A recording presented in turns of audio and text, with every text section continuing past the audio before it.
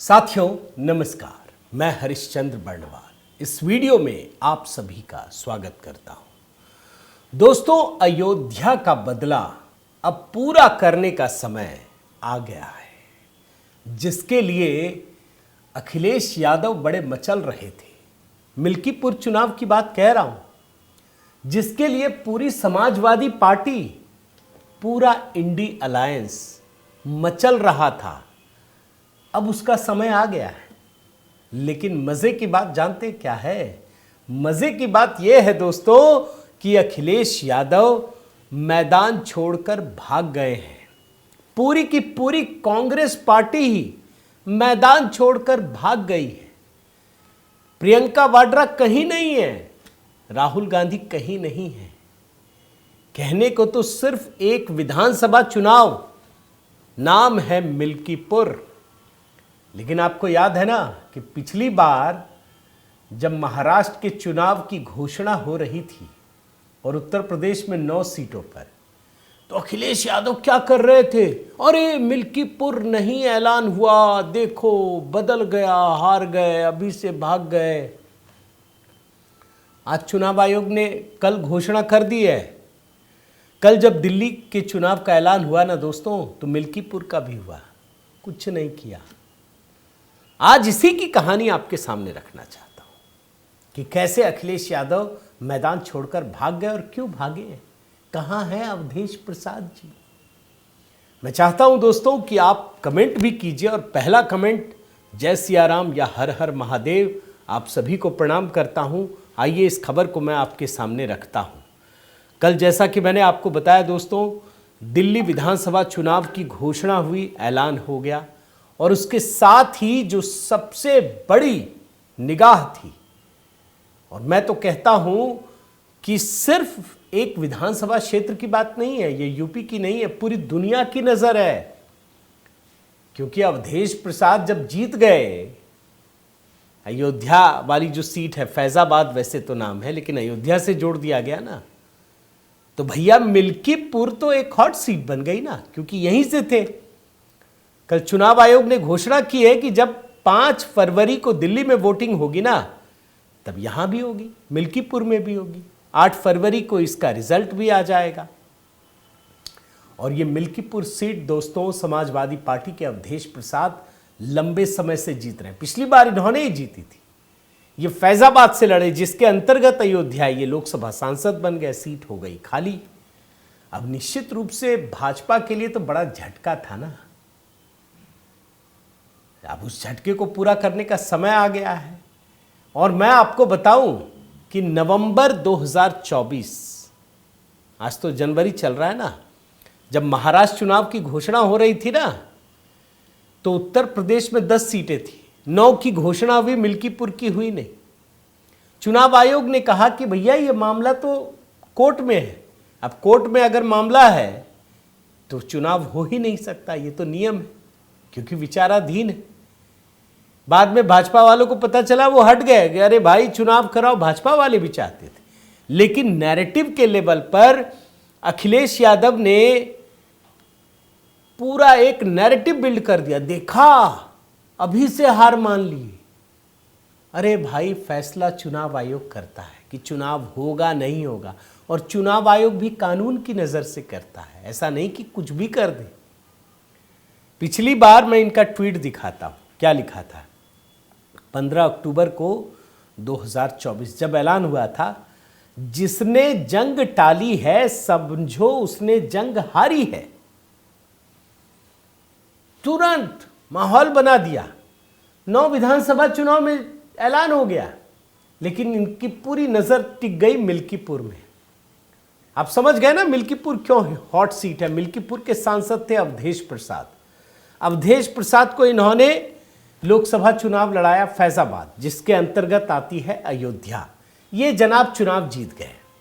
पूरी दुनिया में इन लोगों ने फैला दिया कि लो, भाजपा तो अयोध्या में भी हार गई, जबकि अयोध्या में हारी नहीं थी। अयोध्या जो विधानसभा सीट है, वहां पर भाजपा की ही जीत हुई।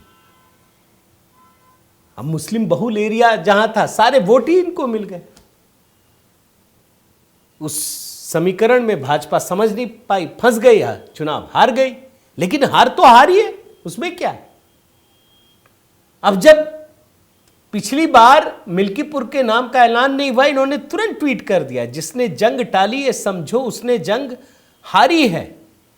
और उस समय अवधेश प्रसाद पूरा एकदम से माहौल बना रहे थे, हम जीत गए, हम जीत गए, अभी से जीत गए, भाजपा अभी से हार गई, मतदान हुआ नहीं उपचुनाव का, ये जीत गए। मैं आपको एक छोटा सा बयान उस समय का सुनाता हूं, ये अवधेश प्रसाद जी का, जरा सुनिए। जो जंग टाला वो जंग हारा, तो वो हार गए हैं और हमारी नैतिक जीत हो गई है। निश्चित तौर से आने वाला चुनाव जो होगा बहुत बड़े वोटों से समाजवादी पार्टी जीतेगी। हमारा बेटा अजीत बहुत बड़े वोटों से एक इतिहास कायम करेगा। देखा आपने दोस्त, मतलब सिर्फ चुनाव का ऐलान नहीं हुआ, 9 जगह हुआ, इन्होंने कहा कि हम जीत गए, कल ऐलान हो गया। मैं तो जिस समय वीडियो रिकॉर्ड कर रहा हूं ना, तब तक मैंने देखा कोई ट्वीट नहीं आया, सन्नाटा है। आप देख लीजिए, ये एक ट्वीट है, पता नहीं कहाँ का लिखे हैं, सौहार्द की भट्टी में झोंक कर। ये भी मैं जब कर रहा था तब तो नहीं था, अभी है जब मैं रिकॉर्ड कर रहा हूं। नीचे देखिए, 6 जनवरी, आज 8 है ना, 7, 6 जनवरी, देखिए कहीं नहीं है मिल्कीपुर का, तो कहीं नाम ही नहीं है इनके ट्वीट में। ये हालत है दोस्तों, कैसे ये नैरेटिव बिल्ड करते हैं, कैसे बताते हैं। और मैं आपको बता रहा हूं कि अखिलेश यादव मैदान छोड़कर भाग गए। ये मिल्कीपुर की कहानी है, भाजपा वाले नहीं बोल रहे, कोई बात नहीं, मैं बता दे रहा हूं। और इसकी वजह जानते क्यों है, क्यों भाग गए? क्योंकि लोकसभा चुनाव में तो इनको मिल गया, ये सारी गलतफहमी फैला करके वोट तो पा लिए, कोई बात नहीं। जब विधानसभा चुनाव की बारी आई ना दोस्तों, 9 सीटों पर, तो अधिकतर सीट इन्हीं की थी। आप हैरान हो जाएंगे कि 7 सीटों पर भारतीय जनता पार्टी जीत गई, सिर्फ 2 बचा पाए, समाजवादी पार्टी। और इसमें भी कुंदरकी कटेहरी इतिहास रच दिया, दिखा चुका हूं। मुस्लिम बहुल एरिया में भी भारतीय जनता पार्टी की जीत हो गई। भाग खड़े हुए ऐसे ही नहीं अखिलेश यादव, अवधेश प्रसाद। और ये जो मिल्कीपुर है ना, मैं आपको बताता हूं, मिल्कीपुर से बहुत पहले समाजवादी पार्टी अवधेश प्रसाद के बेटे अजीत प्रसाद को अपना आधिकारिक उम्मीदवार घोषित कर चुकी है। कोई बात नहीं, कर दीजिए, भारतीय जनता पार्टी ने तो नहीं किया, लेकिन ये अवधेश प्रसाद चिढ़े हुए हैं, बोल रहे हैं अरे भाजपा वाले बार बार जा रहे हैं, योगी जी जा रहे हैं, बार बार जा रहे हैं। अरे योगी जी तो हर इलाके में जाते हैं, हर विधानसभा क्षेत्र का दौरा करते हैं। कितनी बार अयोध्या गए, कितनी बार काशी विश्वनाथ गए, कितनी बार गोरखपुर गए। और उत्तर प्रदेश का कोई भी इलाका ले लीजिए दोस्तों, क्या मथुरा नहीं जाते? बार बार जाते हैं। अरे भाई, वो परिवार को छोड़ करके देश समाज सेवा में खुद को जिसने समर्पित कर दिया वो तो 1000 बार जाएगा। ये अवधेश प्रसाद बोल रहे हैं जितनी बार योगी जाएंगे भाजपा के वोट कम होंगे। तो 9 सीटों में 7 में क्यों जीत गए, आप बताइए। मैं जरा अवधेश प्रसाद का कुछ बयान देता हूं। बहुत उछल कूद मचा रहे थे, और उसकी वजह भी थी दोस्तों, क्योंकि पूरा इंडी गठबंधन ने उनको शोपीस बना दिया। इनको भगवान राम से कोई लेना देना नहीं। इस व्यक्ति ने जब लोकसभा में शपथ ली तो भगवान राम का नाम नहीं लिया। बड़ा दुर्भाग्यजनक है हमारे लिए दोस्तों। ये सब नेताओं के नाम ले रहे थे, लेकिन भगवान राम की धरती से आने वाला व्यक्ति, शर्म आनी चाहिए अयोध्या पूरे उस इलाके के लोगों को कि कैसे आदमी को जिताया। जहां 500 साल के लंबे संघर्ष के बाद इतना भव्य मंदिर बना। आज अवधेश प्रसाद उस योगी जी को कोसते हैं, उनको डर लग रहा है। आप जरा सुनिए पहले एक बार की। मुख्यमंत्री जी उत्तर प्रदेश के आदरणीय योगी जी कई बार बता रहे हो, दूसरी बार आ रहे हैं। दूसरी बार नहीं, अब तक जो है कई बार, 8वीं बार। एक बार जाए चाहे 8 बार जाए, चाहे 10 बार जाए, चाहे 12 बार जाए, चाहे रोज जाए, उसका असर मिल्कीपुर के देवतुल्य मतदाताओं पर, मिल्कीपुर के सम्मानित बुजुर्गों पर, सम्मानित नौजवानों पर, सम्मानित माताओं पर, बहनों पर और सम्मानित सभी वहाँ के सम्मानित नागरिकों पर कोई असर नहीं होना है।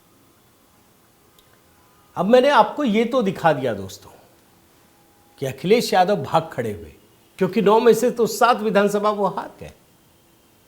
लेकिन अवधेश प्रसाद ये भी बहुत उछल रहे थे ना, बहुत शोपीस बना के घूम रहे थे, ये भी ठंडे हो गए। क्यों ठंडे हुए जानते हैं? लोकसभा में फ्रंट सीट पर बिठा दिया था।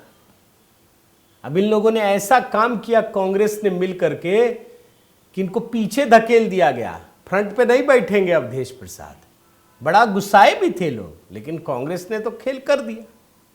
उसको क्या लेना देना यार। और खास करके ऐसे व्यक्ति का जो अयोध्या से सांसद हो उसको आगे बढ़ाएंगे, वो तो सिर्फ चिढ़ाने के लिए था। हिंदुओं को चिढ़ाने के लिए ये लोग अवधेश प्रसाद को आगे करते हैं। सच्चाई ये है दोस्तों कि उनसे कोई लेना देना नहीं। अयोध्या में राम मंदिर बने तो कांग्रेस कभी नहीं चाहती थी, कांग्रेस ने ही पूरे मसले को उलझाया था, जानते हैं ना आप। और मिल्कीपुर के लिए अखिलेश यादव सिर्फ इसलिए कि तमाशा बने, वो दुनिया भर के मीडिया को बुलाना चाहते थे तमाशा बनाने के लिए। जानते हैं ना, अगर राम की धरती से भाजपा हार गई या हार जाए तो भाजपा का तमाशा बनाना आसान है, हिंदुत्व को का तमाशा बनाना आसान है, हिंदुओं को चिढ़ाना आसान है। मगर अब यह मामला पलट गया है दोस्तों। अब भारतीय जनता पार्टी के पास समाजवादी पार्टी से बदला लेने का एक जबरदस्त मौका है। और अयोध्या में जो भारतीय जनता पार्टी के महापौर हैं उनका एक बयान सुनाता हूं आपको, सुनिए। मिल्कीपुर के चुनाव का हम लोगों को बहुत उत्सुकता के साथ हम लोग इसका इंतजार कर रहे थे कि वहाँ की जल्दी चुनाव की तिथियां घोषित हों। और वो अयोध्या में जो चुनाव को लेकर एक वो आशंका थी, लोकसभा चुनाव परिणाम के कारण जो अयोध्या में एक थोड़ा सा वातावरण यहाँ पे प्रभावित हुआ था, उन सबको दूर करने का यह अवसर है। और मिल्कीपुर की जनता भी इस बात का बहुत बेसब्री से इंतजार कर रही है कि कैसे वो भारतीय जनता पार्टी के साथ खड़ी हो और वह जो लोकसभा चुनाव से एक पूरे भारत में गलत संदेश गया, उस संदेश को ठीक करते हुए मिल्कीपुर का संदेश पूरे भारत में जाए। अच्छी बात जानते क्या है दोस्तों कि भारतीय जनता पार्टी किसी भी सीट को हल्के में नहीं लेती।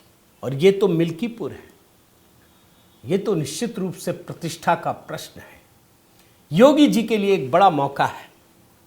और मैं देख रहा हूं कि उत्तर प्रदेश के मुख्यमंत्री लगातार इस क्षेत्र में काम कर रहे हैं। नेताओं को जिम्मेदारी दी गई है। और मैं जो देख रहा था कि बाकायदा 6 मंत्रियों को जिम्मेदारी दी गई है। प्रभारी मंत्री हैं सूर्य प्रताप शाही, जल मंत्री स्वतंत्र देव सिंह, स्वास्थ्य राज्य मंत्री मैंकेश्वर शरण सिंह, आयुष मंत्री दयाशंकर मिश्र दयालु, खेल मंत्री गिरीश चंद्र यादव, खाद्य एवं रसद राज्य मंत्री सतीश चंद्र शर्मा, सहकारिता मंत्री JPS राठौर।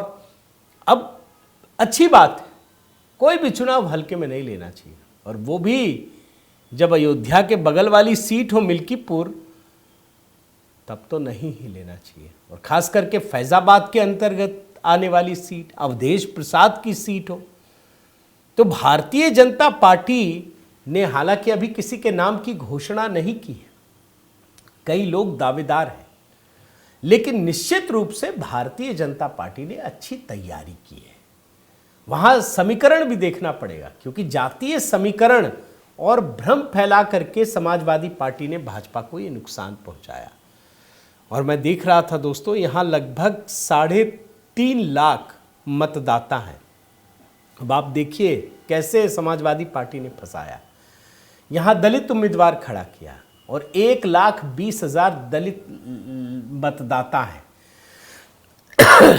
यादव समाज से 55,000 लोग हैं, 30,000 मुस्लिम वोटर्स हैं। अब मुसलमान तो उधर ही जाएगा, भाजपा को तो देगा नहीं, ये तो कहने की बात नहीं। और चूंकि अखिलेश यादव राज है तो मान के चलते, तो मान लीजिए यादव भी चले गए 55,000 यानी 88,000, ऊपर से 1,20,000 दलित। और इन लोगों ने दलितों को ही भड़काया कि संविधान चौपट कर देंगे, ये कर देंगे 400। तो जो दलित वोटर इधर जा रहे थे BSP में, वो इधर चले आए। इसके अलावा दोस्तों यहाँ पर 60,000 ब्राह्मण, 55,000 पासी, 25,000 ठाकुर, 50,000 कोरी, चौरसिया, पाल, मौर्य समाज तमाम लोग आते हैं। लेकिन मैं मानता हूं कि भारतीय जनता पार्टी कम से कम इस मायने में कोशिश तो करती है कि जाति पात का जो विभेद कांग्रेस या बाकी पार्टियां क्रिएट करती है, हिंदू समाज को तोड़ने का, कम से कम भारतीय जनता पार्टी इस दिशा में काम कर रही है। और मैं जरूर बताऊंगा कि अखिलेश यादव तो भाग खड़े हुए ही। कांग्रेस पार्टी, अरे भाई कांग्रेस पार्टी, सोचिए 30,000 मुसलमान हैं। कम से कम अगर मान लीजिए सिर्फ मुसलमान और बाकी वोटरों को ये छिटक ले जो दलित है, तब भी ये भारी संख्या में वोटर इनके पास आएंगे। लेकिन कांग्रेस पार्टी का डर इतना दोस्तों कि 9 विधानसभा चुनाव में एक में भी हिम्मत नहीं हुई लड़ने की। समाजवादी पार्टी दे रही थी, एक में भी खड़ी नहीं हुई और इससे भी भाग खड़ी हुई। लेकिन इससे योगी जी को, भारतीय जनता पार्टी को कोई फर्क नहीं पड़ सकता दोस्तों। और मैं दावे के साथ कह रहा हूं कि जो नुकसान भाजपा को यूपी में फैजाबाद सीट पर हुआ, मिल्कीपुर में उसका बदला ये लेंगे। और इसकी जो निशानियां हैं ना, वो अभी से दिखने लगी है। उम्मीद करता हूं दोस्तों आपको ये वीडियो पसंद आया होगा। मैं चाहता हूं कि आप कमेंट करके बताइए, अगर आप मिल्कीपुर से कहीं से भी जुड़े हैं या आप ऑब्जर्व करते हैं तो वहां क्या समीकरण आपकी नज़र में है, और मिल्कीपुर का चुनाव आप कितना महत्वपूर्ण मानते हैं। कहीं ऐसा ना हो कि दिल्ली में केजरीवाल के बवाल के बीच ये महत्वपूर्ण चुनाव छूट जाए, तो उस पर नज़र बनाए रखना है। आप कमेंट कीजिए, लाइक कीजिए, सब्सक्राइब कीजिए। और हाँ, आज कोशिश कर रहा हूँ दोस्तों दिल्ली चुनाव पर एक गाना अपलोड कर सकूँ, तो अपना प्रेम और स्नेह बनाए रखिए। HB मेलोडी से भी जुड़िए। बहुत बहुत धन्यवाद। जय सिया राम।